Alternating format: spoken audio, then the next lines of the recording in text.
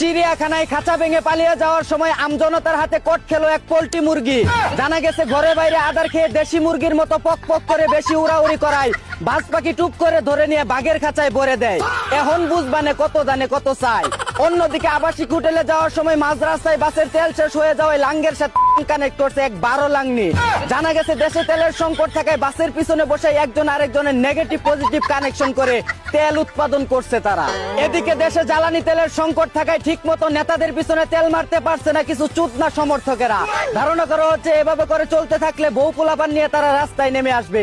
তাই যে কোনো মূল্যে তাদেরকে তেলের ব্যবস্থা করে দেওয়া হোক চাটাচাটি করার জন্য। অন্যদিকে টিকটকার প্রিন্স মামুন কখনো 20 জোড়ার কম জামা কাপড় ও জুতা কিনতো না বলে জানিয়েছেন ভুস্কি লাইলা। ধারণা করা হচ্ছে রাতের বেলাও হয়তো 20 বারের কমে তাকে ছাড়তো না। সেই স্মৃতি মনে করে এখনো মামুনের জন্য তিনি আউট আউট করে চিৎকার পারেন। লাইলার এমন কান্নাকাটি দেখে তার পুরনো স্মৃতি ভুলিয়ে দিতে শারীরিক সেবা দিতে চায় লিডার খাইরুল দেওয়া। এদিকে ইউটিউব দেখে গাঞ্জা চাষ করে আটক হলেন চাঁদপুরের বিল্লাল নামের এক চুদনা। ধারণা করা হচ্ছে আলু তরকারি চাষ করে লস খাওয়ায় ঘাটতি পূরণ করতে সবজি হিসাবে তিনি গাঞ্জা চাষ শুরু করেন। অন্যদিকে পরীক্ষা চলাকালীন সময়ে ছাত্রছাত্রীরা 2-3 মিনিটের বেশি টয়লেটে থাকতে পারবে না বলে জানিয়েছেন হেলিকপ্টার মিলন।